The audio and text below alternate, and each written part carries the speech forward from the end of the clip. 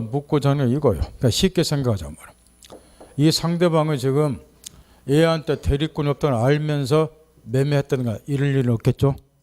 그러면 또라이죠. 자기는 매매를 했다. 왜? 토지 매입하기 위해서. 그럼 얘를 보여주는 방법은 아주 간단해요. 매입할 수 있도록 해주면 돼. 따라서 결론, 목권들의 핵심은 얘가 대리권 없이 대행을 했음에도 불구하고 상대방은 여전히 본인에게 책임 물을 수 있는가, 소유권 넘겨달라고 꼬장 부를 수 있는가, 요걸 묻고자 한단 말이야. 가장 바람직한 것은 책임 물을 수 있도록 하면 소유권 취득은 얘가 보호가 되니까. 목표 설정, 본인에게 책임 물을 수 있는가 설정했죠. 그 다음 2단계. 지금 얘는 대리권 없이 매매를 해요. 그러면 대리권이 없으니까 매매할 때 자기 자신 이름으로 매매를 합니까? 아니면 대리권 없지만 이 경우도 현명, 갑대를 내려 현명을 합니까? 요게 이제 묵본대에서 아주 중요한데, 만약에 현명을 안 했다고 가정하면 대리사가 없죠. 처음부터 얘한테 책임 물을 수 없죠. 요거는 조금 전에 가르쳤던 115조 본문에 따라서 얘한테 책임 묻고 얘가 당사자로서 책임지고 그대로 끝나는 거예요. 얘한테는 원천적 책임 물을 수 없어. 근데 우리는 지금 뭐라고 지금 이야기했어요? 얘한테 책임 물을 수 있냐? 요걸 규명하고자 한다고 목표를 딱 설정을 했어요. 그 말은 얘가 대리권 없지만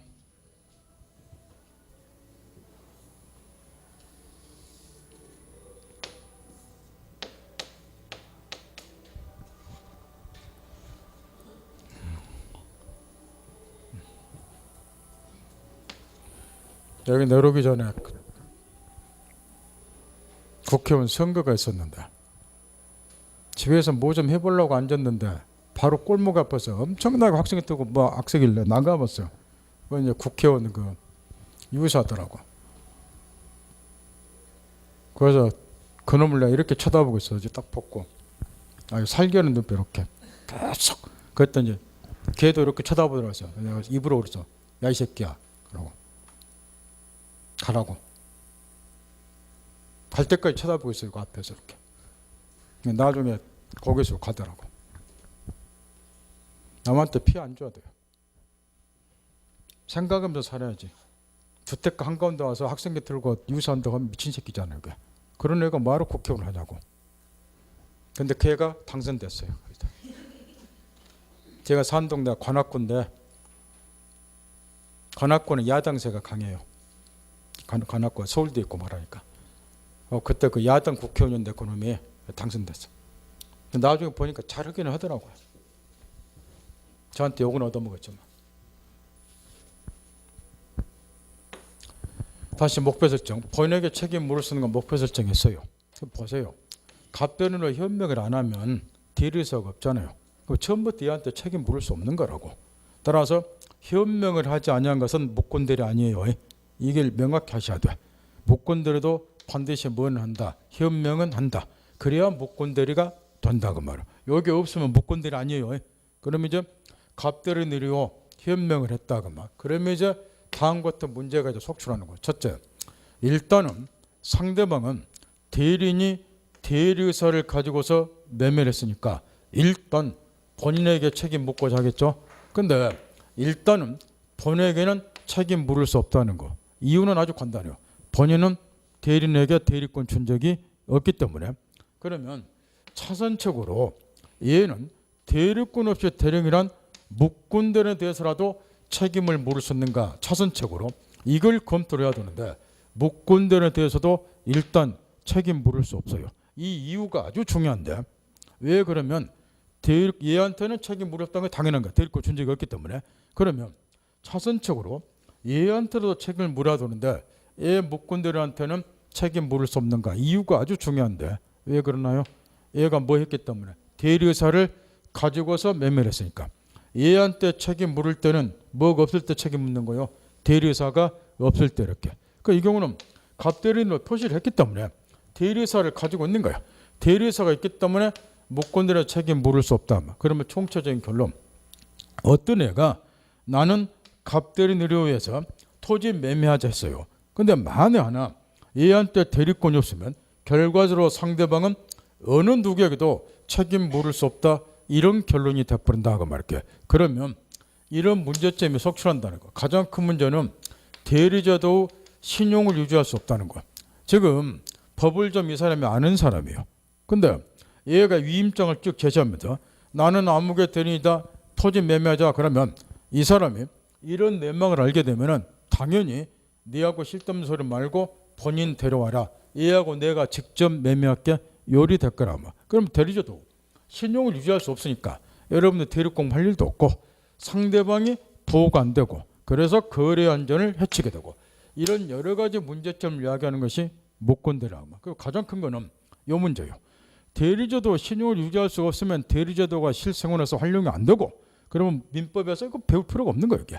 따라서 대리자도 신용을 유지하고 상대방을 보호해주고 거래 안전을 보호하기 위해서라면 사정이 이러함에도 불구하고 누군가인가 책임을 물을 수 있어야 된다 그 말할게. 그러면 이론서로 놓고 보면은 어느 누구에도 책임을 물을 수 없는 건데 누구에게 어떻게 책임 물을 것인가, 요게 문제가 되고, 그 책임 소재와 관련해서 무권대리가 다음 두 가지로 구별이 돼요. 그 중에 하나가 표현대리라고 하는 게 있고 또 하나가 협의 무권대리인데, 이거는 일부러 지금 한자를 써놨는데 이거는 누구나 읽을 수 있을 거예요. 볼견자라는 거를. 그러니까 여기서는 볼견자를 읽지 말고 나타낼 현자를 읽으시라고 말. 한자는 의미가 통해되니까. 그러면 표현대리자 뭘 말하냐? 대리인에게 무권대리니까 대리권은 없지만 외관상으로 볼 때는 대리권 있는 것처럼 나타나 보이는 무권대리를 표현대리라고 하고, 이 경우는 적어도 외관상으로나마 대리인에게 대리권 있는 것처럼 나타나 보이니까 이 경우는 본인에게 책임을 묻도록 하자. 그래서 본인에게 책임을 묻도록 함으로써 대리제도 신용을 유지하자. 요게 이제 표현대리 제도가 있고, 그 반대의 경우 대리인에게 외관상으로도 대리권 있는 것처럼 나타나 보이지 않는 경우를 협의 무권대리라고 하고, 이 경우는 원칙 본인은 하등 책임질 이유가 없고 대신 있다 뒤에서 줄줄사탕 나오지만 본인이 굳이 책임지고 싶으면 사후 동의, 추인이란 걸 하라 그 말할게. 그 이제 추인도 안 하면은 본인은 책임질 필요가 없고 대신 대리권 없이 대령이란 무권대리인에게 최종적인 책임을 묻도록 함으로써 대리자도 신용을 유지하자. 위에 거는 본인에게, 밑에 거는 무권대리에게. 그러면 표현대리가 구체적으로 어떤 걸 말하는가? 우리 민법에 보면은 표현대리 제도가 세 종류가 규정이 되어 있어요. 125조 표현대리. 이게 이제 명칭이 대리권 소유표 시한 표현대리가 하고, 126조 이걸 권한을 넘은 표현대리 줄여서 올권대리가 하고, 129조 표현대리 이걸 대리권 소멸 후 표현대리가 그래요. 법조문 숫자하고 명칭을 일치시켜서 머릿속에 담아둔다.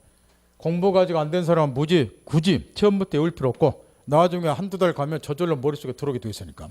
왜 일치시켜서 이걸 머릿속에 담아뒀냐? 시험에서 125조 표현대리에 관한 설명이다 이렇게도 물어보고, 대리권 수요표시에 관한 대리권 수요표시에 관한 표현대리에 관한 설명이다 이렇게도 물어보니까 125조 표현대리가 뭐에 관한 건지 알아야지 문제를 풀 수 있을 거란 말이야. 그래서 일치시켜서 머릿속에 담아두는데, 먼저 첫 번째로 대리권 수요표시에 관한 표현대리 125조는 이런 경우를 말하고 이런 이유 때문에 본인에게 책임을 물을 수 있다고 말이야.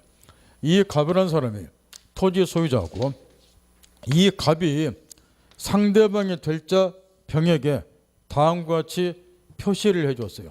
내가 을이라는 사람한테 내 토지를 팔아달라는 대리권을 소유했으니까 당신은 을하고 계약을 체결하세요. 이렇게 표시, 바꿔 말하면 상대방의 때가 통지를 해줬는데 실제로는 그자에게 대리권을 수여하지 아니한 경우, 그러면 얘가 대리권을 수여받지 못했기 때문에 얘하고 계약 체결하면 안 될 건데, 그럼에도 불구하고 통지받은 상대방하고 내가 갑대리인을 이용해서 갑의 토지에 대해서 매매를 했다고 말. 그러면 대리권이 없기 때문에 이거는 글자 그대로 무권대리. 그러면 상대방은 이에 대해서는 원래 본인에게 책임 물을 수 없는다, 소유권 넘겨달라고 꼬장 부르면 안 되는데, 이 경우에 상대방 병의 눈으로 볼 때는, 외관상으로 볼 때는 이 을에게 대리권이 있는 것처럼 나타나 보이더라는 거. 왜 그러느냐? 얘한테 대리권 수여했다고 통지받았기 때문에 외관상 대리권이 좀 나타나 보인다고 말할게. 더 나아가서 얘한테 대리권 있는 것처럼 나타나 보도록 한다고 해서 본인이 못 됐다, 원인 제공됐다는 거야. 그러니 이에 대해서 당신 책임져라. 요게 표현대리. 그 중에서도 125조. 이게 명칭이 왜 대리권 수요 표시한 표현대리인지 설명하다 알아듣겠죠? 상대방의 될자에게 암흑에게 대리권을 수였다는 사실을 뭐 해줬다? 표시해줬다. 통지해줬다. 그래서 대리권 수요 표시한 표현대리 요리 되어 있단 말이야. 이런 거를 표현대리라고. 따라서 이런 경우는 본에게 책임 물을 수 있다. 이런 스토리야. 거기 책에 보면 묵건대리조도 의 방금 해준 서류가 1, 2, 3에 쭉 쓰여 있고 그 다음에 묵건대리 분류 우측에 표현대리 있고 해비한 묵건대리 있고 밑에 표현대리 의 동그라미 1번 동그라미 2번 개념 다 가르쳐주니까 쭉쭉 있고 밑에 표현대리 본질 다 집중. 여기 저 표현대리 관련해서 그러면 이제 이 경우는 실제로는 얘한테 대리권 없지만 얘가 사람한테는 대리권이 나타나 보인다. 이렇게 나타나 보이도록 한 데서 본인이 원정됐다. 그러니까 얘는 이에 대해서 얘한테 책임 물을 수 있고 소유권 넘겨달라고. 이게 표현대리. 이때 이제 표현대리는 거래 안전 내지 상대방을 보호하기 위한 제도라고 말할게. 따라서 상대방 쪽에서 표현대리를 주장을 해야지 표현대리 효과가 발생 본에게 책임 물을 수 있다고 말할게.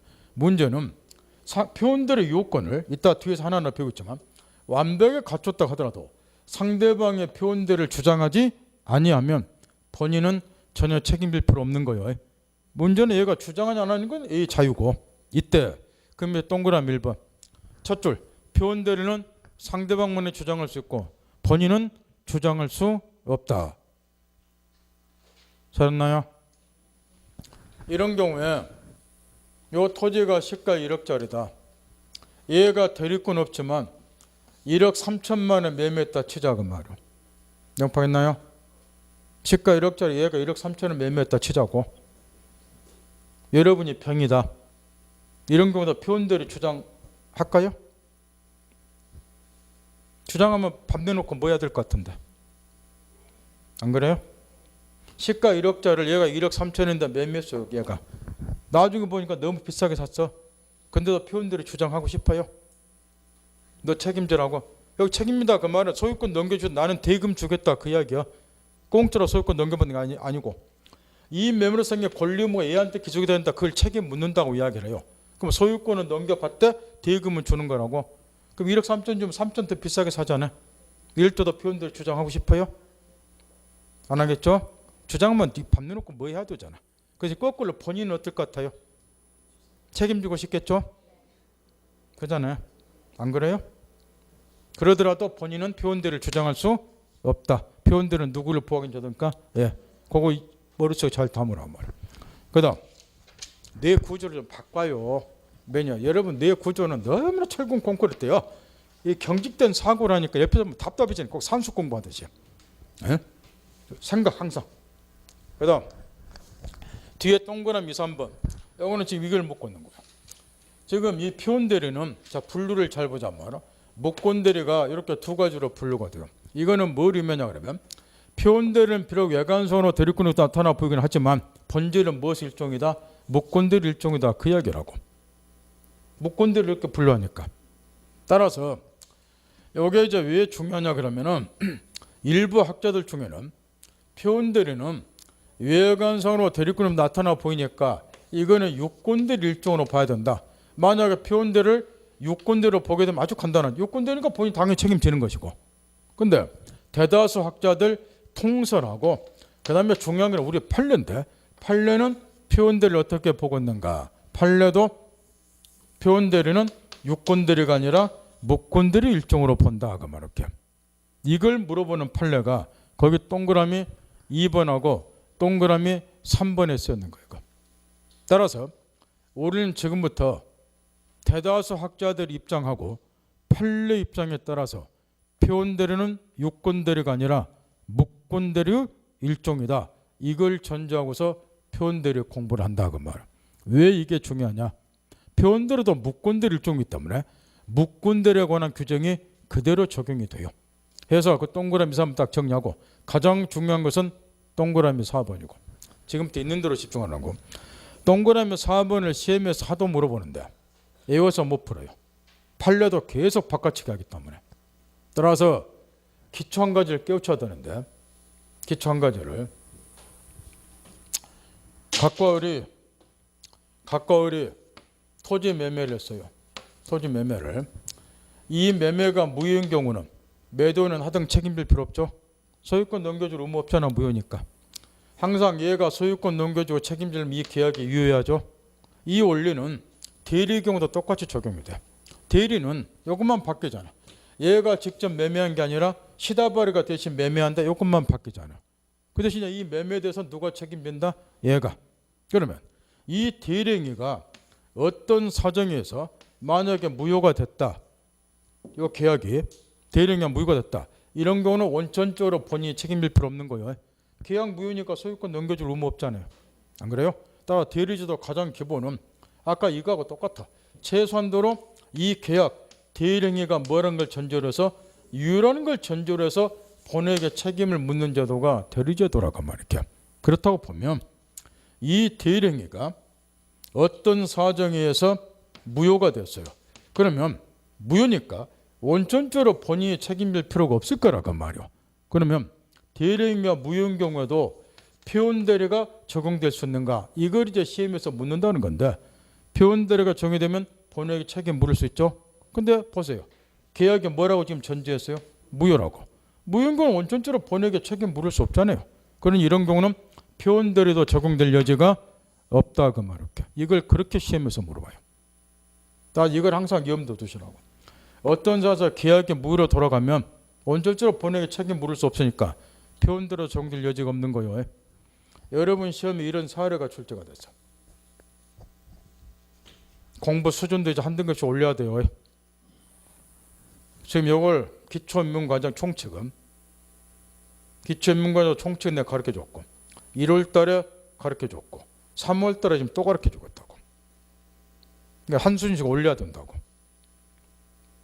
우리 시험에 이렇게 나왔어요. 갑이 토지 소유자인데 이 토지가 토지거래 허가구역 내 소유자는 토지라고. 그 토지를 대리인이 관할관청, 시장군수구청의 허가를 받지 않고 매매를 했어요. 이런 경우도 표현대리가 적용되는 게 이렇게 사례가 나와서 푸세요. 토지거래 허가구역 내 소유자는 토지에서 대리인이 관할관청 허가 받지 않고 매매했다고. 그럼 이 매매는 무효죠. 유동죄는 무효잖아. 무효니까 처음부터 본인이 책임질 필요 있어요? 없어요? 없잖아요. 표현대로 적용될 여지 있어요? 없어요? 없죠. 그 다음 거기 판례를 보자 말이야. 2번 판례 보세요. 이제 물권법 공부를 했기 때문에 이 정도는 해결할 수 없고 2번 판례도 우리 시험에 이미 나온 거예요.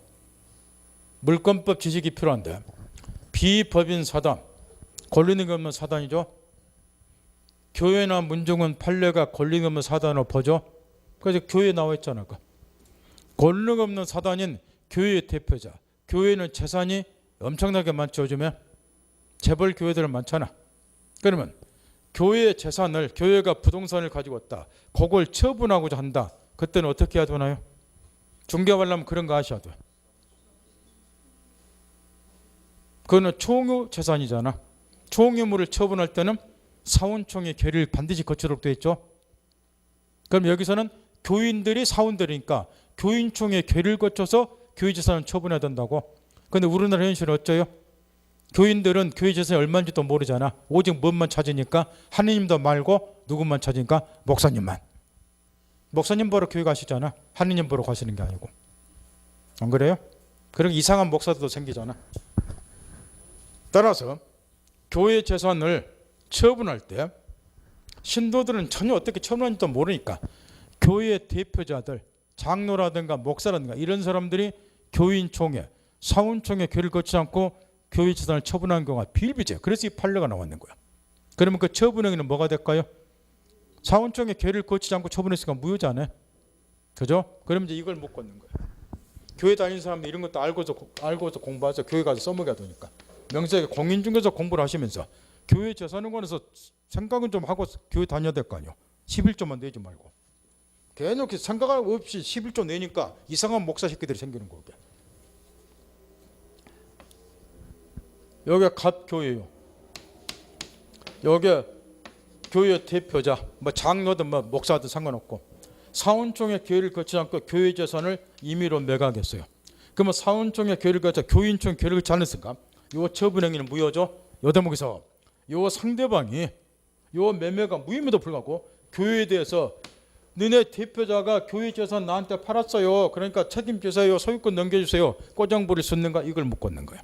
왜 이게 문제가 되냐면 이게 지금 권리능이 없는 사단이죠. 교회가.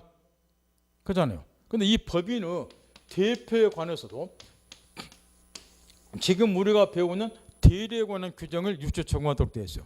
그러니까 대리가 그대로 여기에도 적용이 된다는 거예요. 그럼 여기서 묻는 것은 이 경우에 126조 권한을 넘은 표현들이 성립되는 거 그걸 못 걷는 거예요. 성립될까요? 방금 가르쳐 떠올리면서 여기에 지금 뭐라고 되어 있어요? 사원총회 교인총 교류를 거치지 않으니까 무효라고 되어 있잖아요. 무효인 경우는 본인이 책임질 필요 있어요? 없죠? 없잖아요. 그러니까 표현들이 적용돼요? 안 돼요? 안 된다 그 이야기라고. 그거 묻는 거예요. 따라서 이런 식으로 거기 2번 판례는 2009년도 최근 판례이기 때문에 우리 시험에 지금 응용해서 나왔지만 이게 아까 예 들어준 것처럼 사례를 계속 바꿔요. 그러니까 원리를 깨우치지 않는 한 못 풀어요. 원리를 깨우치시라고. 그 외압의 말짱 도루묵이니까. 왜 이걸 자꾸 묻느냐? 대리의 기초니까.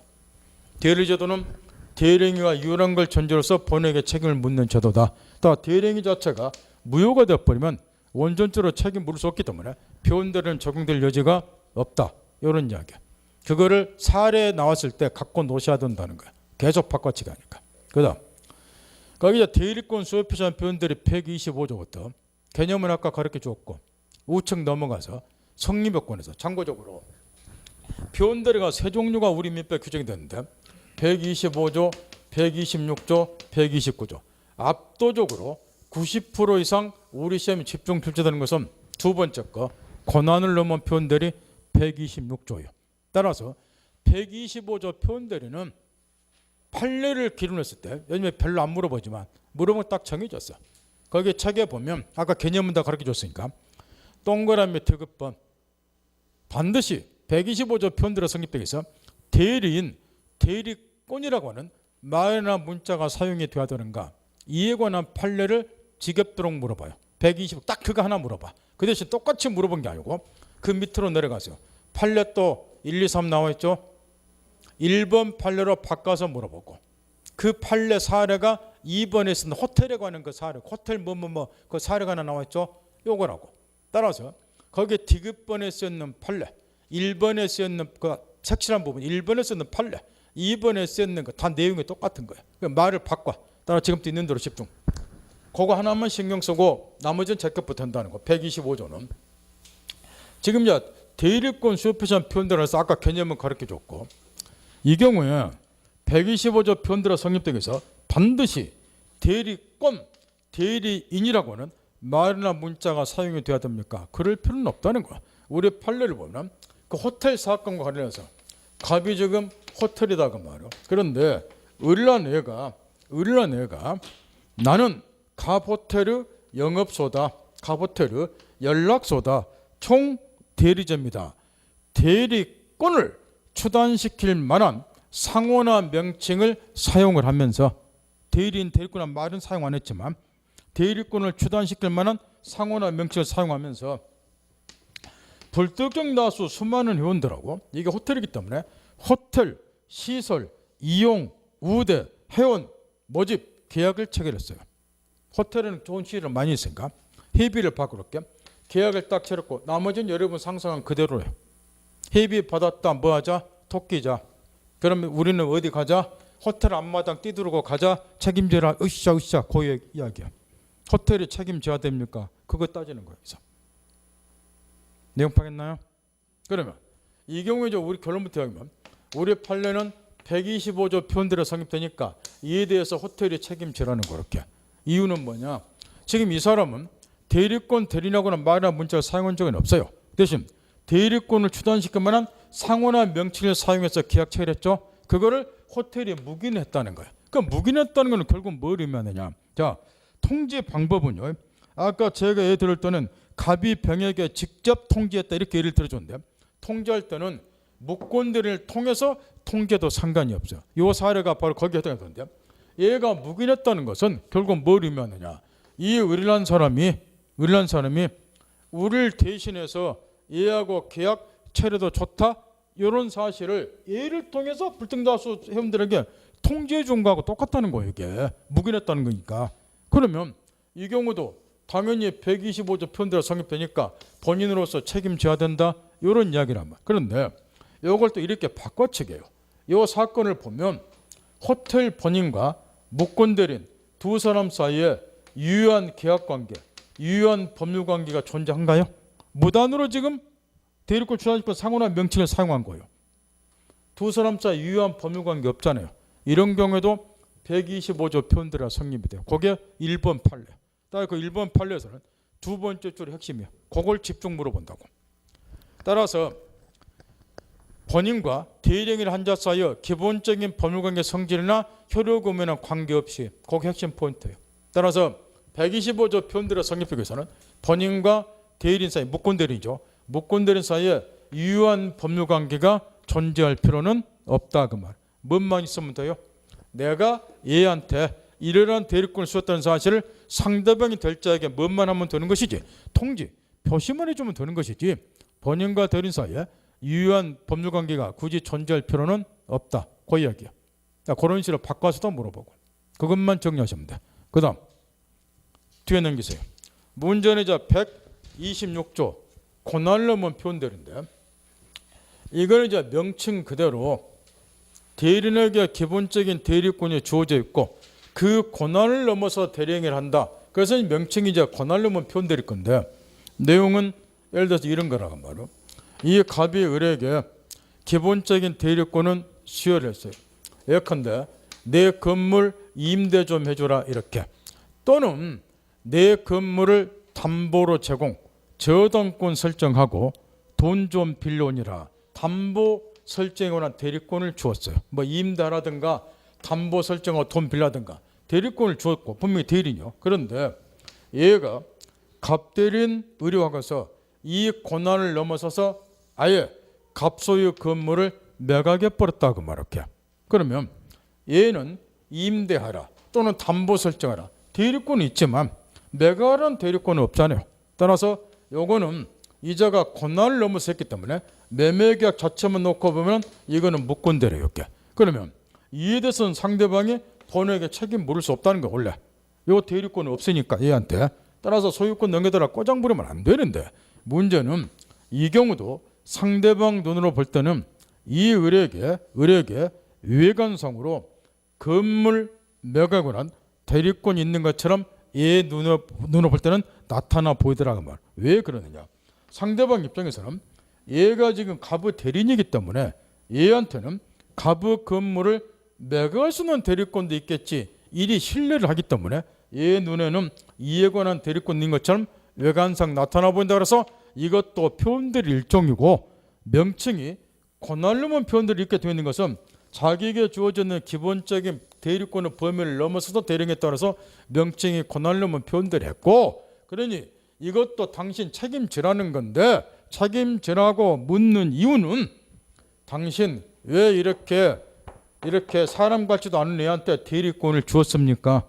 그러니 이런 애가 당신 배신하죠. 사람 보는 눈이 없으니까 이것도 당신 책임지세요. 이게 근거예요. 이게 126조 경을 왜 이런 애한테 대리권 주었냐 그 말이에요. 그러니까 얘가 이런 짓거리 하지 않냐. 그럼 이것도 책임져야지. 사람 보는 눈이 없었으니까. 그래서 저 126조 권한론 표현된 이 내용인데, 왜 이 126조가 시험에서 압도로 출제가 되냐? 실무상으로 이게 가장 빈번하게 발생이 돼요. 왜 그러느냐? 지금 대리권을 줄 때 우리가 저번 주도 배웠다시피 이 대리권의 범위가 불투명한 경우가 억수로 많아요. 그러니까 의도를 했든 안 했든 권한을 넘어서는 경우가 억수로 많고, 그러다 보니까 분쟁이 많이 생겨 소송이 많이 붙을 것이고, 그러니까 판례가 발달해 되겠다는 거. 따라 실무에서 가장 빈번하게 발생한 표현대리가 이 권한을 넘은 표현대리라고 말이에요. 시험도 90% 압도로 출제가 돼. 내용 뻔하고. 거기 채로 들어가서 일단 기본 대리권이 존재해야 된다. 따라서 대리인에게 기본 대리권조차 전혀 존재하지 않는 경우는 일단은 권한을 넘은 변대리는 성립될 여지가 없는 거예요. 이때 동그라미 니은번 보세요. 기본 대리권은 종류를 불문한다. 그래서 부부간의 일상가사 대리권 같은 법정 대리권도 기본 대리권 될 수 있다. 한 줄 딱 써놨죠. 이게 그렇게 중요한데 시험에서 잘 물어보고, 이거는 지금 설명이 많이 되어 있었는데 비례문자석이 그 반줄로 그냥 써놓고 네 알아서 해보라 하고 지금 써놨는데. 자, 7판 일상가사 대리권은 시험을 떠나서도 생활 상식이니까 반드시 알아둬야 될 거. 갑과 을이 부부지간이에요. 갑이 남편, 을이 처. 그러면 일상가사 대리권을 써요. 일상가사라는 말은 혼인생활의 유지에 필요한 통상의 가사를 우리가 일상가사 그래요. 책에 설명 없으니까 여기 칠판 보세요. 방금 그랬잖아요. 나쁜 새끼라고 이 책 쓴 새끼가. 설명이 돼야 되는 판주 써놓고 나몰라 했다고. 책이 없어 떠들어봐도.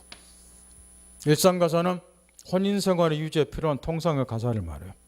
혼인생활을 유지하려면 일단 기본적으로 먹고 살아야 되니까 생필품을 구입한다든가, 또는 집 없는 사람은 주거용 건물을 임차한다든가, 또는 부부지간에 누가 몸이 아프면 병원 치료를 받아야 되고, 그래 혼인생활을 유지하니까 부부지간에 일방이 아팠을 때 병원 치료를 받는다든가, 생필품 구입한다, 주거용 건물 임차한다, 병원 치료를 받는다, 이런 거를 일상의 가사라고 그래요. 이런 일상의 가사에 대해서는 우리 법이 이렇게 되어 있어요. 부부 상호간에 대리권이 주어져 있다. 이 대리권을 일상가사 대리권 이렇게 이야기를. 따라서 이런 이야기를 하고 말이야. 이 처가 시장에 가서 쌀 한 가마니를 외상으로 샀다. 이런 것이 곧 뭐에 해당이 된다는 거. 처가 남편을 본인으로 해서 뭐하고 있다? 대리하고 있다. 이런 거를 일상가사 대리. 또는 주거용 건물을 임차를 한다. 이런 것도 처가 계약을 체결했다 하더라도 처는 남편을 본인으로 해서 뭐하고 있다? 대리하고 있다. 이런 거를 일상가사 대리. 물론 반대 경우도 마찬가지예요. 갑을 처, 을을 남편 이렇게 바꿔도 마찬가지고.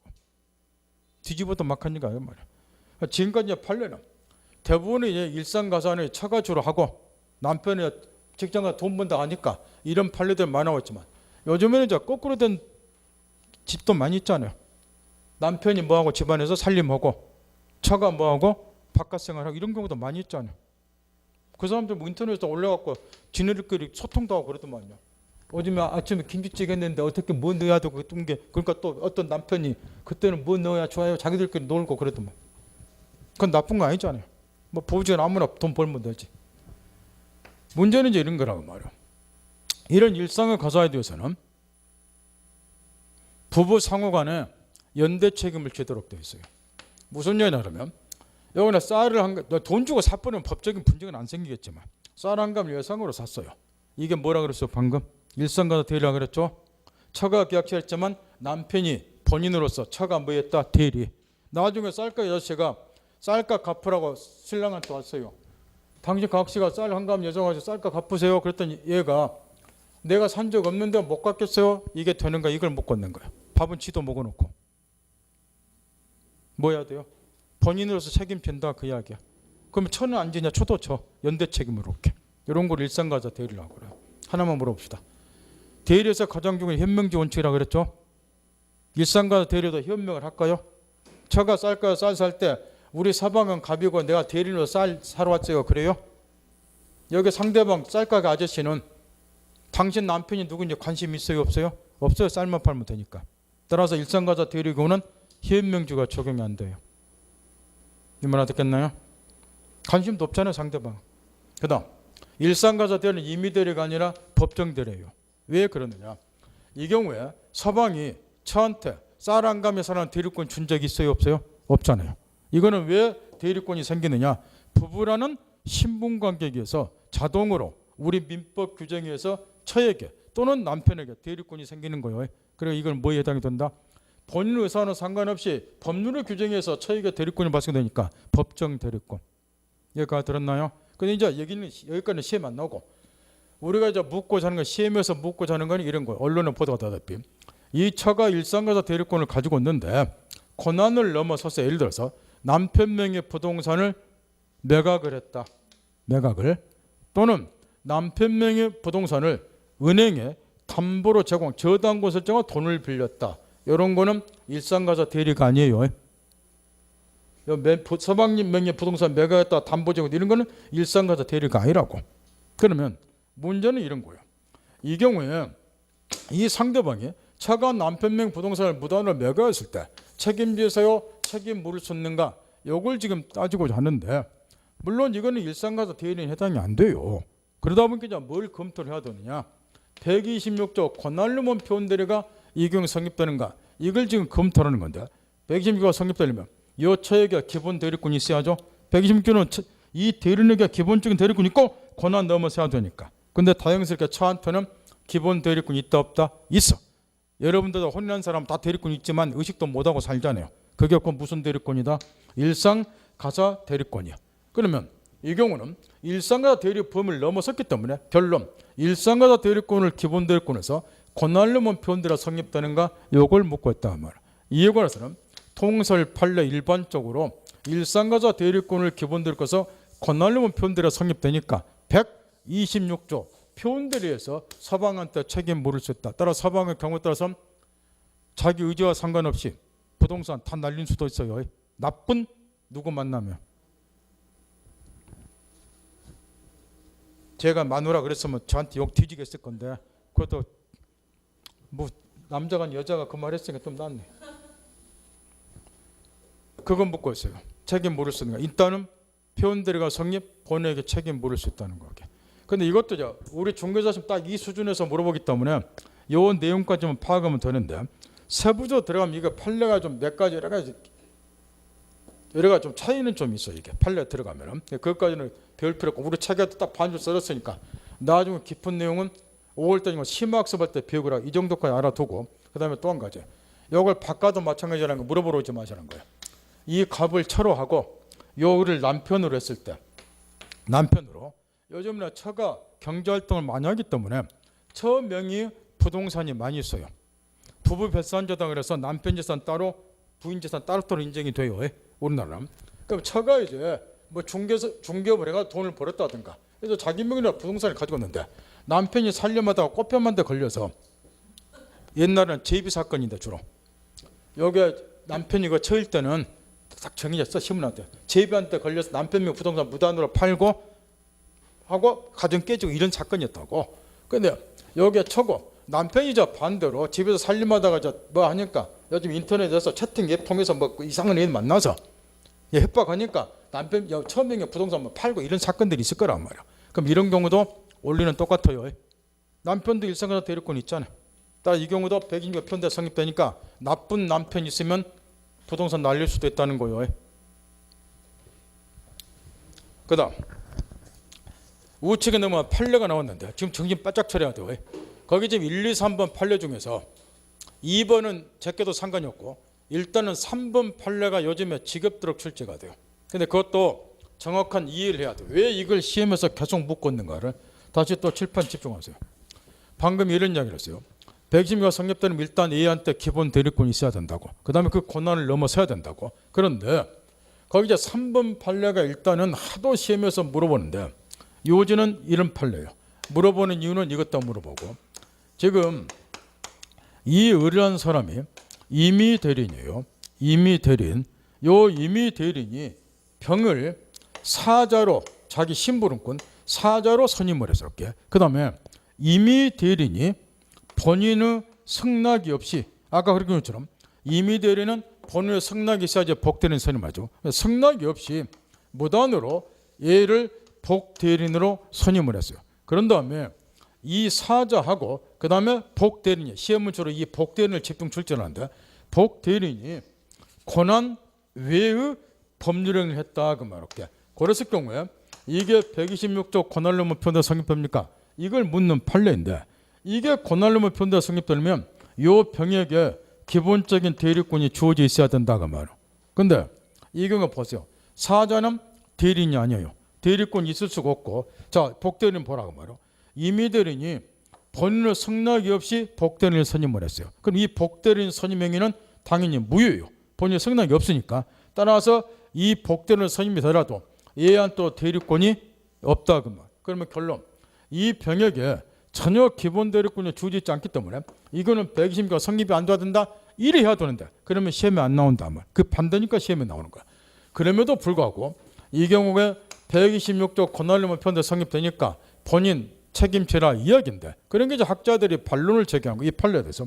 이게 116조 성립되려면 이 병역에 기본 대리권이 있어야 되지 않냐 그 말이야. 근데 이 사자에 대해서는 이 판례 입장에서 학자들도 일견 동의를 해요. 그래서 이거는 잘 안 물어보는데 어떻게 논리 구성하면 돼요? 얘는 이성과 대리인이 아니기 때문에 요 의리 대리인이죠. 그럼 얘한테는 기본 대리권이 있잖아요.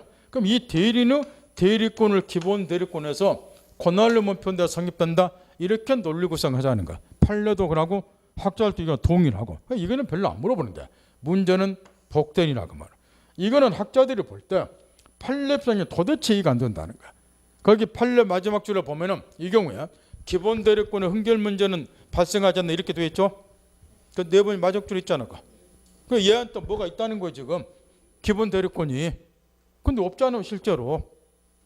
안 그래요? 이미 대리니까 본인 성납 선임했으니까 대리권 있을 수가 없잖아요 이렇게. 근데 판례 그 마지막 지었다고요. 이 경우 기본 대리권 흥결 문제 발생 안 된다. 대리권이 있다. 그래 100명 성립된다. 지금 이렇게 보자는 건데 학자들이 요걸 비판을 많이 해요.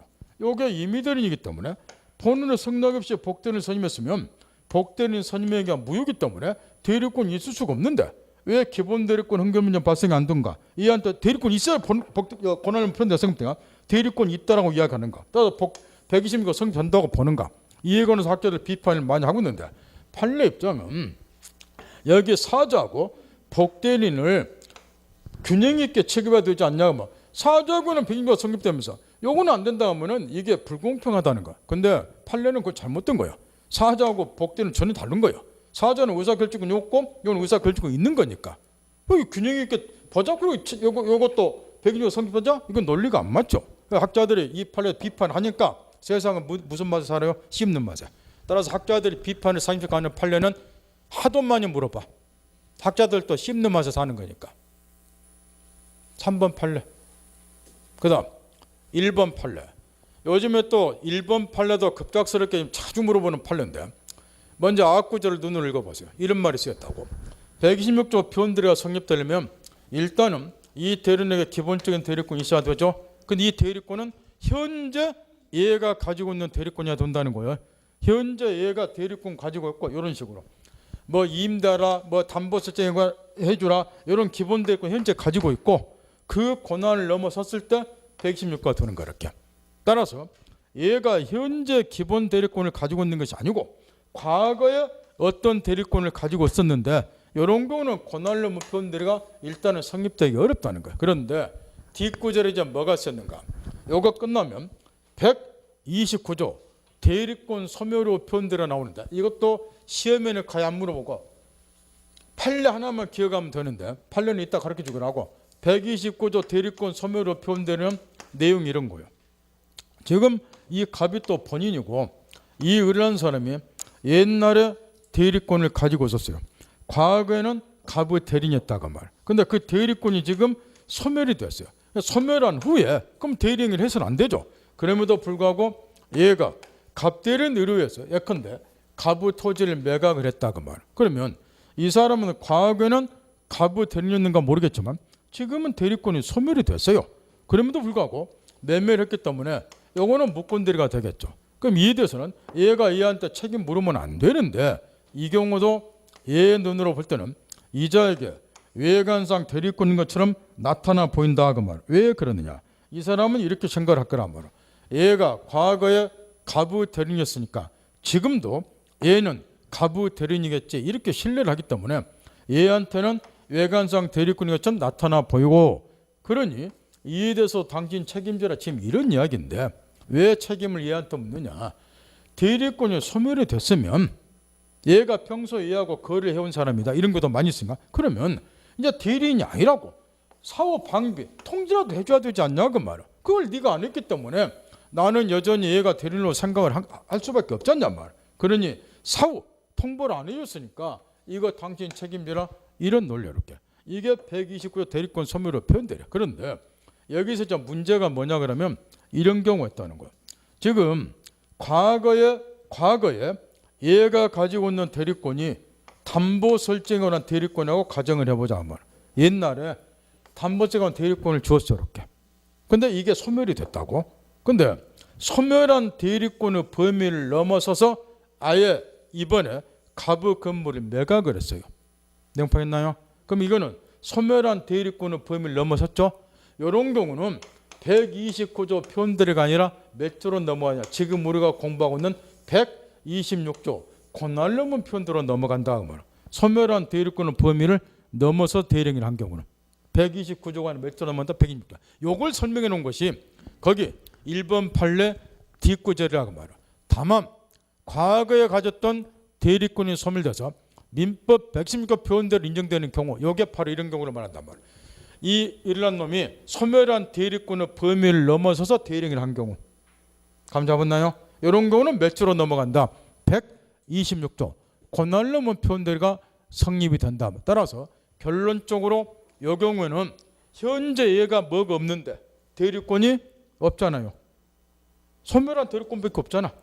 그럼에도 불구하고 몇 조가 적용된다? 126조가 얘가 있다고 뭐 이런 거. 그래서 요게 시험에서 요즘에 하도 물어보니까 3번이 가장 많이 출제가 되고 그 다음 1번 판례가 반복 출제가 되니까 두 개는 반드시 정지 적용할 것. 그 다음 권한을 넘는 대리행위를 할 것. 거기에 일단 동그라미 니은번부터 보세요. 여기서 누구나 맞추라고 기초적인 문제 내릴 때 제일 많이 물어보는 요건이 동그라미 니은번이고, 권한을 넘은 표현대로 성립되기 위해서 기본 대리권을 종료하고 올권행위 종료가 굳이 동종일 필요는 없다는 것. 종류가 달라도 상관이 없다는 것. 그중에서 제일 많이 물어본 것이 이런 거라는 것. 갑이 을에게 등기 신청에 관한 대리권을 주었어요. 등기 신청에 관한 권리는 공법상의 권리죠. 이거는 국가기념 법원에 등기 신청하는 거니까. 그래서 공법상 권리, 등기 신청에 관한 권리를 딱 대리권을 주었는데 얘가 갑대리 의뢰해가지고 사법상의 법률행위, 거기 판례 보면은 대물변제 격철했다고 판례 사례가 나와 있죠. 이 대물변제는 계약이잖아. 본래 급부에 가르면서 다른 물건으로 대신 변제하는 대물변제고, 이건 계약이잖아. 그러면 기본 대리권은 등기 신청에 관한 권리, 공법상 권리, 올권행위는 대물변제로는 우리 민법 사법상의 법률행위. 그러면 기본 대리권은 공법상의 권리, 올권행위는 사법상의 법률행위. 공사법 종류가 전혀 다름에도 불구하고 126조 성립한다. 이런 이야기야. 이걸 하도 물어보는데 거기 니은번 같은 판례를 틀리면 정말 10점 맞기 힘들어요. 무조건 맞춰야 되고, 문제는 최근에 이제 집중 물어보는 판례들이 몇 개가 있는데 그게 동그라미 기억번하고 밑에 판례 사례 보면은 1, 2번 있죠. 요 판례들이에요. 요걸 이제 집중 출제를 하는데 요즘에 물어보는 이유가 있어요. 지금 우리가 권한을 넘은 표현들의 126조를 공부하고 있죠. 그런 표현들도 대리 행위 일종이라는 거예요. 그죠? 따라서 논리적으로 대리 행위라고 볼만 행위가 존재하지 않으면 표현대리가 성립될까요, 안 될까요? 성립될 일이 예시당초 없죠. 대리 행위가 존재하지 않으면. 안 그래요? 표현대리도 대리 행위 일종이라니까요. 따라 대리 행위가 존재하지 않으면 원천적으로 표현대리는 성립할 여지가 없다고. 그게 대리 기초예요. 따라 그 기초를 이해하고 있나. 그래서 집중 물어보는 것이 동그라미 기억하고 그 밑에 판례 사례 1, 2번이에요. 동그라미 기억번 읽으세요. 눈으로 읽어보세요. 거기 두 번째 줄에 본인의 성명을 모용한다 그런 말 있죠. 모용한다는 말은 본인 이름을 사칭한다 그 이야기야. 그걸 염두 두고 읽어보라고 말이야. 이 판례가 뭐하고 비스무리해? 아까 앞에 나온 87페이지에 나왔던 서명대리하고 거의 비스무리하다고. 그 기억본 판례가. 그래서 이제 구별을 잘해야 된다는 건데, 아까 서명대리 87페이지 나왔던 건 요거잖아요. 갑이 본인이고 을이 대리인이고 얘한테 이제 기본적인 대리권이 주어져 있다는 거. 이렇게 대리권이 주어져 있는데 현명할 때만 어떻게 했다는 거야. 전형적인 현명을 봐 갑대리를 이렇게 안 하고 대리인이라는 것을 표시하지 않고 본인 명의로 현명을 했다는 거죠. 이렇게 여기가 서명대로 이렇게. 그러면 이 경우는 당연히 이제 본인이 책임진다는 건데 요 서명대로 특징은 요 대리인에게 대리권이 있다는 거요. 무조건 책임져요. 경우는 이렇게. 근데 여기 지금 성명을 모용하는 경우 이 경우는 대리라고 칭하는 자가 본인의 성명을 모용 사칭해서 지가 마치 본인 것처럼 행세까지 하고 본인 명의로 직접 법률을 했다는 거예요. 이거하고 비스무리해요. 서명대리하고. 근데 결정적인 차이가 하나가 있어요. 거기 보면은 기망을 했다, 모용을 했다 이런 말이 들어갔죠. 무슨 얘기냐면 여기 판례 내용은 요 의뢰에게 기본적인 대리권이 전혀 주어져 있지 아니한 경우를 말하는 거예요. 대리권이 주어져 있지 아니한 상태에서 자기가 마치 모인 것처럼 행세한 거예요. 대리인 것처럼 상대방을 기망했고 행세를 한 거예요. 그다음에 본인 명의를 무단으로 사용한 거예요. 아까 서명 대리는 본인 명의를 무단으로 사용했어요? 아니잖아. 대리로서 사용했잖아. 그건 유효한 대리가 되지만 이 경우는 대리권이 없는 상태에서 본인 명의를 지금 무단으로 사용한 거예요. 그런 이 경우는 대리행위 자체가 아니라는 거예요. 대리행위 아니기 때문에 표현대리는 적용될 여지가 없다. 그런 이야기를 하고 말이에요. 알겠나요? 따라서 거기 기업법 판례는 대리인이 마치 본인 것처럼 행세하는 것은 뭐하고 비슷하나 서명대로하고 비슷하나 이 경우는 본인 명의를 무단으로 사용하는 경우에요. 그러니 대리인에게 뭐가 없다? 기본적인 대리권이 전혀 존재하지 아니하는 경우라는 거예요. 그러니까 대리행위 자체가 존재하지 않기 때문에 표현대리 자체도 성립될 여지가 없다. 이 이야기니까 87페이지 서명대리하고 본질적인 차이. 80페이지 서명대리는 대리인에게 대리권이 주어져 있는 경우고 그러니까 본인 명의를 무단으로 사용하는 것이 아닌 경우고 그 다음 지금부터 정신 바짝 차려야 돼요. 지금 다시 우리 교재 100페이지에 권한을 표현대리 의의에서 동그라미 2번 A를 한번 봐보세요. 예, 본인의 토지의 저당권 설정하고 금전을 비롯한 대리권을 가지고 있는 토지를 매도한 경우가 126호 사례다. 그 이해가 들어졌죠? 찾았나요? 대한민국 모든 민법 교재에 심지어 사법고시 교재에도 126호 표현대리 그러면 이 사례가 쓰여졌어. 저도 칠판에 이 사례를 많이 예를 들어주고 왜냐? 이게 가장 모델이 되는 권한론 표현대 사례니까. 그런데 근데 정신 바짝 차리는 거예요. 지금 그 사례는 지금 이런 거라고. 갑이 토지 소유자 얘한테 담보 설정을 한 대리권 주었다는 거예요. 담보설 저당권 설정을 하는. 그리고 돈 빌리라고. 그 다음에 이제 얘가 나는 갑 대리인 의리호해서 갑의 토지를 권한을 넘어서 무단으로 뭐 했다? 매각했다 이야기야.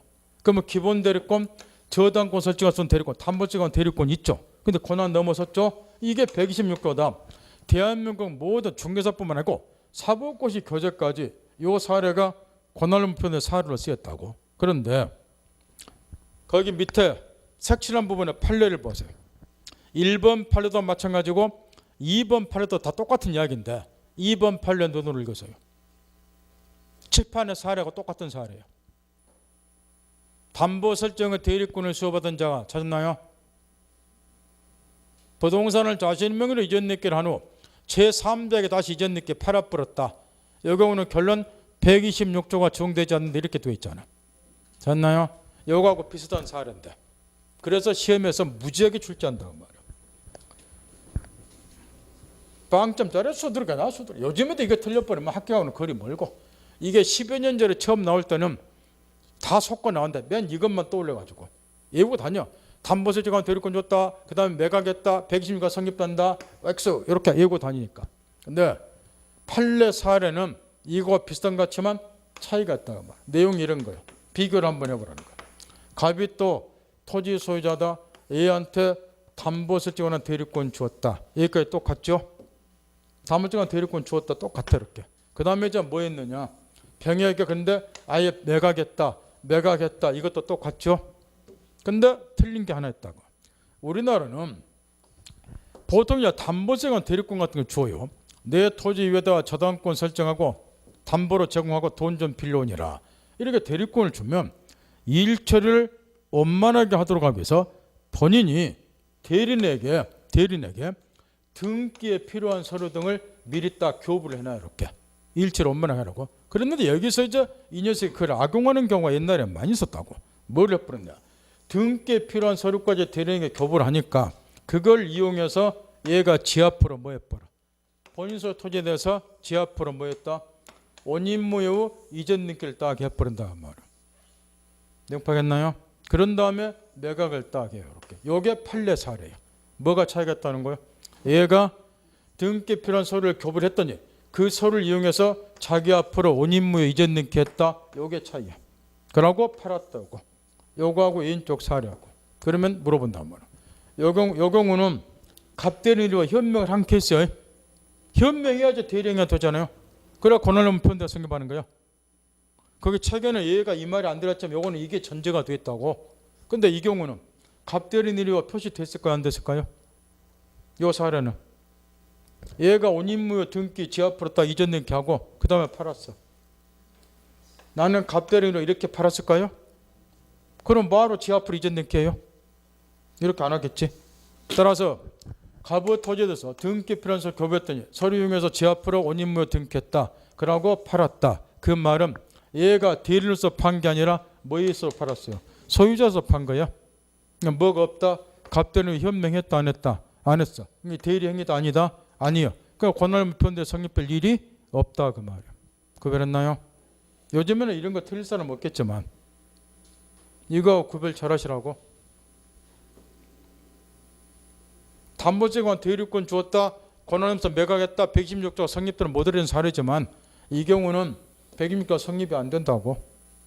대리 행위가 존재하지 않기 때문에. 그게 그 판례 사례라고. 구별했어요? 왜 이걸 자꾸 물어본지 아시겠어요? 꼬시기 좋잖아요. 여러분 같이 유혹에 쉽게 넘어가는 분들은 출전이 얼마나 통쾌하게 생각할까? 또 속았다 10년째 내고 있는데 안 속고 하면은 10년째 낼 필요 쪽팔려서 안 내버리자 출제원이. 근데 계속 속으니까 계속 내는 거야. 재밌어. 출제원들 심리야. 그 기업본도 마찬가지고 그 서명대리하고 구별을 해서 내는 건데 기업본도 구별을 못해. 그러니까 계속 내는 거야. 또 틀리고 따라서 거기 판례 사례에서 2번 같은 거 안 틀리면 다 언더라인 치면 또 떨어져. 언더라인 딱 단어 하나 밑에만 쳐야 돼. 거기는 어디에다 치는 거 한번 해보세요. 담보재관 대리권 소유한데 그 부동산을 자신의 명의로 이전 등기한 후 요 구절만 딱 언더라인 쳐야 된다고. 그래야지 그게 의인 안에 쓰는 동그라미 2번하고 차이점을 캐치하고 거기에다 초점 맞춰서 구별해서 공부할 거 아니냐면 찍찍 닫고 잡버리면 찍 하고 또 떨어지지. 구별했어요? 그 정도에서 말아듣을 거예요. 그 다음 마지막으로 한 가지 검토할 게 있어요. 이 126조가 압도에 출제된다고 그러는데 다시 왼쪽 사로 돌아가서 여기는 담보재관 대리권 줬다. 갑대리 의뢰했다. 매매했다 그 말이요. 그러면 마지막에 요건이 하나 뭐냐 그러면 이 경우에 표현들이가 성립되려면 이 의뢰에게 갑의 토지를 매각할 수 있는 대리권이 있다라고 믿을 만한 정당한 이유가 상대방이 있어야 돼요. 이 정당한 이유가 있어야지 표현들의 성립 얘한테 책임 묻는 것이지. 얘한테 이에 관한 대리권이 없다는 걸 알면서 매매한 애까지 보여줄 필요 없지 않냐 그 말이야. 그래서 정당한 이유가 있어야 되는데 이 정당한 이유와 관련해서는 학자에서 여러 가지 견해들이 있는데 선의 무과실하고 동일한 것으로 판단해요. 바꿔 말하면 이 말은 쌤이라는 거. 요 우리에게 부동산 매각하는 대리권이 있다고 믿을 만한 정당한 이유가 상대방이 있을 것. 요 말이나 거꾸로 뒤집어서 이 의뢰에게 부동산 매각하는 대리권이 없다는 것을 상대방이 모르고 있고 모르는 데서 과실이 없을 것. 이게 같은 의미라고 말이야. 따라서 이 요건을 갖춰야지 얘한테 책임 묻는데 이와 관련해서는 시험에서 계속 반복 출제하는 게 뭐냐. 정당한 이유가 있는가, 선의인가 악인가, 요거는 언제를 기준으로 판단하는가, 기준 시점, 판단 시점, 그건 딱 정해졌죠. 요 대리 행위, 계약 체결 당시를 기준으로 정당한 이유가 있는 것을 판단하는 거예요. 따라서 거기에 동그라미 제일 밑에 니은번, 그거 정리 딱 하고 정당한 이유의 전부는 자칭 대리인은 을 같은 애 대리 행위가 행해질 때 대리 행위 시를 기준으로 해서 정당한 이유가 있는가 여부를 판단을 할 것. 확인했나요? 그 다음 나머지는 이제 무셔도 되는데 지금도 정신 바짝 차려온 거예요. 이번 주에 뉴스에 계속 보던 게 뭐냐 하면 우리가 이번 주에 2주 전인가도 여기 이제 창원에 그 상남동 어디 그 멀지가 중개업자가 사기친 사건 한번 우리가 이야기를 했었죠. 그 똑같은 사건 이번 주 안산에서 벌어졌어. 경기도 안산에서. 그러니까 원래 이게 5년 전에 서울 강남에서 쪽 벌어졌다고. 내용은 똑같아. 요 건물 주인들이 임대인들이 중개업자에게는 월세 계약 체라고 대리권을 주었어요. 근데 중개업자들이 여기 임차인한테는 이제 무슨 계약 체라고 전세 계약. 그러니까 전세금 1억 전후 받았고 그다음에 이제 임대인을 속였겠죠. 월세 계약 체했다. 그리고 월세 몇 달 주고 그러니까 이거를 계속 반복을 했다고. 그런 다음에 그 돈을 전부 챙겨 토끼버린 사건들인데 강남 사건, 여기 창원 상남동 사건, 이번 주에 벌써 안산 사건도 마찬가지라고. 안산 사건은 지금 밝혀진 것만 65억이에요. 피해 금액이. 여기 피해자들 전부 똑같이 비슷해. 젊은 직장인들 신혼부부들하고. 전세 보증부터 1억 전후고. 또 이번에도 저번에 상남동 여기는 개새끼인데 여기는 말을 못했고 두 자매가 이제 사기쳤어요. 중개업자가 구속됐는데 이번 주에 중개보존 두는 불구속됐고 이 사건이 계속 반복이 되고 있다고. 그러면 이번 안산 이번 주에 벌인 사건이고 이 여기들은 상습 사기죄로 지금 구속이 됐어요. 자 거기까지는 좋다고. 근데 문제는 뭐냐 그러면 여기 임차인들이 얘 지금 교도소 보내면 뭐하냐고. 이 젊은 애다 전 재산이라고. 1억 전후가 젊은 신혼부부이기 때문에 이걸 돌려받아야 된다고. 내 말 알아들어요? 그건 민사 문제예요. 돌려받을 수 있나요? 이제 법 공부했으니까 해서요. 눈치가 빠르면 5점은 먹고 들어간다 그랬어.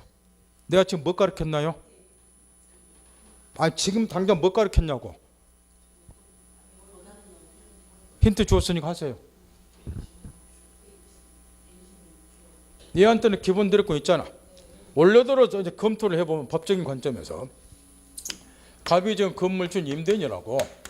근데 이 사람들 보통 오피스들이나 원룸 소유자들은 그 부근에 안 살아요. 대도시에 사는 경우 많이 있어. 따로. 그러니까 자기가 맨날 와서 계약 체결을 못 하니까 누구한테 이제 대리권을 주는 거예요. 중개의뢰인한테. 그러면 원래 저 중개 계약을 이제 체결할 건데 중개 의뢰를 하니까 임대하라고. 근데 이거는 대리권을 주는 건 아니에요.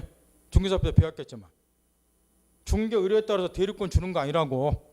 여기는 대리권이 포함이 안 돼서 중개 계약만 들어있지. 근데 이 경우는 이제 통상 전부 대리권을 별도로 준다고. 그 대리권의 범위가 뭐예요? 월세 계약체라는 거야. 대리권 주었죠.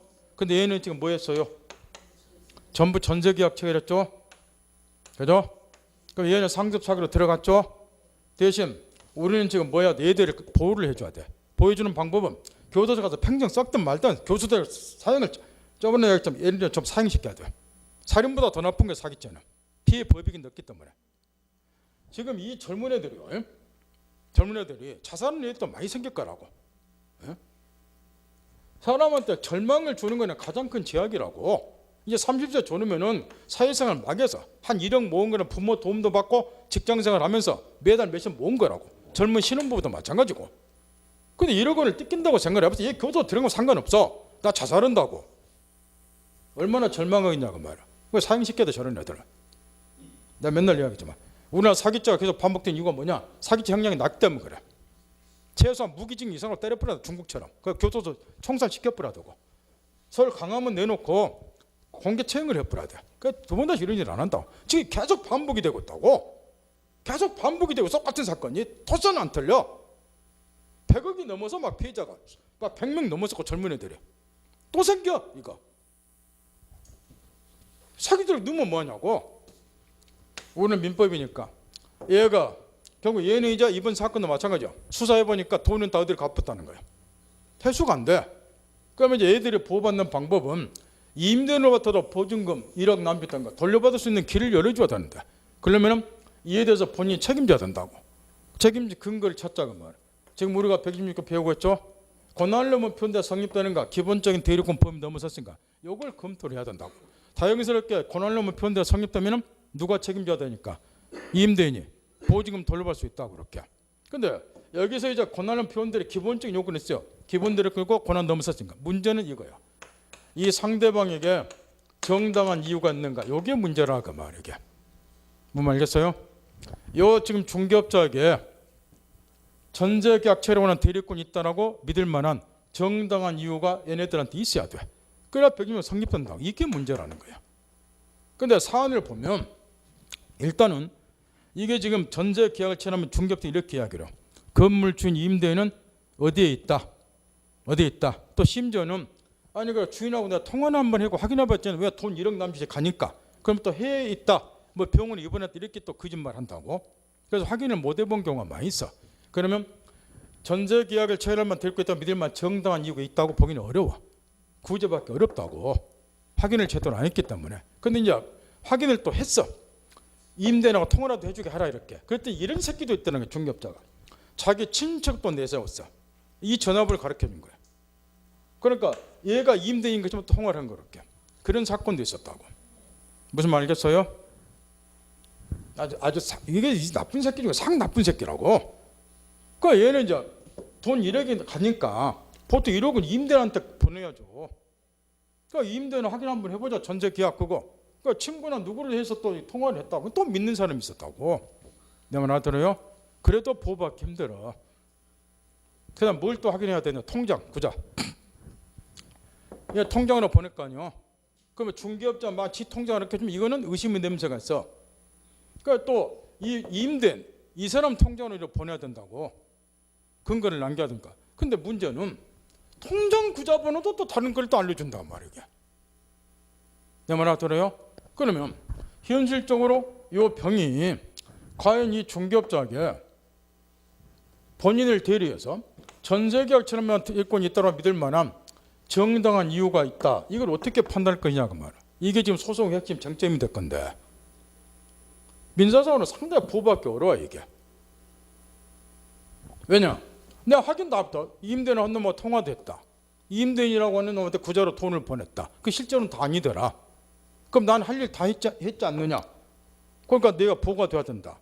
근데 법원에서는 그것만 가지고는 부족하다는 거예요 이게. 정당히 또 믿게. 그럼 어떻게 해야 되느냐? 예.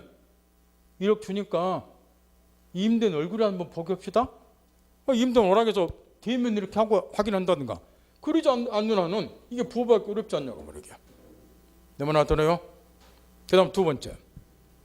얘가 지금 이 사람도 사기쳤죠? 이게 민법상 불법행위라고. 이건 알죠? 그 불법행위로 난 손해배상 책임을 이제 물어야 되는데 하나 물어봅시다. 불법행위가 대리가 허용이 되나요 안 되나요? 저번 주 가르쳐 들었어.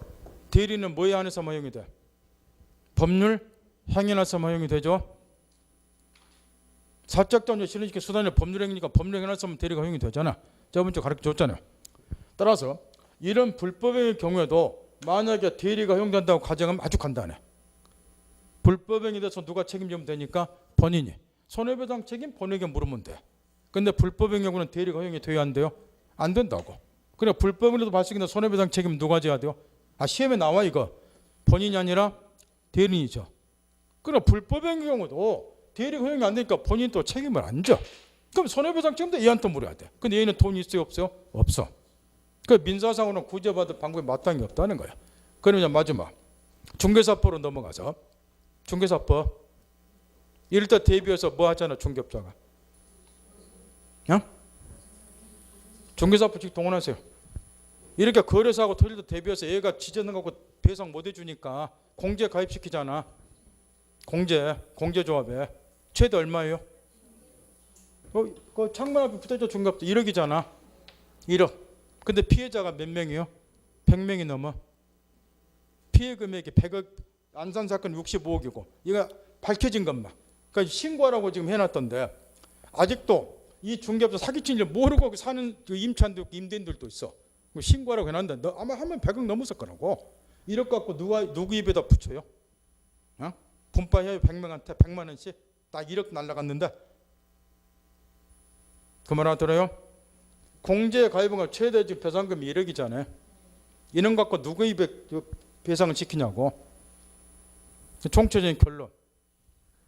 얘 교도소만 보냈지 얘들 보호받는 방법이 현행법상 있어요 없어요? 민법 없어, 중개사법 없어, 어찌자고 한강 가야지 뭐. 이게 계속 반복되고 있다고. 집에 가서 연구하세요. 왜 이런 것 분석하자고 법 공부하니까.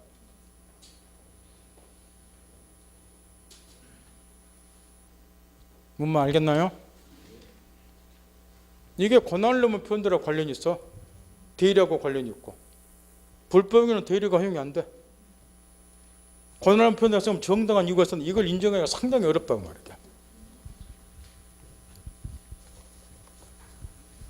집에 가서 연구하시라고 저런 거 할 때 깨우치라고 법 공부하는 거니까 여러분처럼 목사 임신 외우라는 거지 법 공부 아니고. 집에 가서 연구 잘하세요. 그거 좀 옆에 사람한테 가르쳐 주세요. 그래 결국 이제 이런 일이 있으면 거래 관행이 이런 거야. 그래서 이 사람들이 보호받기 어렵다는 거야. 중개 실무에 이제 종사한 사람 알겠지만 월세 계약은 건물 주인들 신경도 안 써. 보증이 보통 500, 1000이라고 500에 1000. 여기 이제 월세는 보통 시골 같으면 3, 40만 원하고 그러니까 건물 주인 신경도 안 써본다고. 근데 전세 계약은 보증금 액수가 억 단위로 더 올라가. 그거는 거의 대부분이 중개업자한테 대리권 안 줘. 그게 거래 관행이야. 집주민들이 직접 계약한다고. 그죠? 금액이 높기 때문에. 그러니까 그걸 항상 염두에 둬야 돼, 임차인들이. 그러니까 중개업자가 내가 전세 계약까지 대리권 수여받았다 하고 나한테 주라 이래 하면 믿으면 안 된다는 거야. 거래 관행은 본인이 직접 보통 그런 건 아니기 때문에. 그걸 생각하면서 거래를 해야 된다, 젊은 사람들이. 그 젊은 사람들 법을 잘 모르잖아요. 더더욱 웃긴 게 뭐냐 그러면 이 새끼들 그 동네에서 몇 년씩 중개업을 한 사람들이야. 그잖아. 그러니까 믿는 거예요. 막 10년 이렇게 이상. 그리고 한목에 사기치고 속여보는 얘들인데. 그러니까 얘들은 이제 옆에 가게 가서 물어보는 거예요. 이거 중개업자 믿을만하고 믿을만하지. 그 10년 동안 중개업했으니까. 그러니까 속가 또 넘어가는 거라고. 그러니까 전세 계약 같은 경우는 금액이 크기 때문에 중개업자한테 대리권 주는 거는 거의 없다는 거야, 관행적으로. 그럼 나는 어찌해야 돼요, 결국? 요 임대인하고 직접 계약을 체결해야 된다고, 이렇게. 월세 계약 같은 거는 대리권 주는 경우가 많이 있지만. 알아듣나요? 좀만 쉬었다 하죠.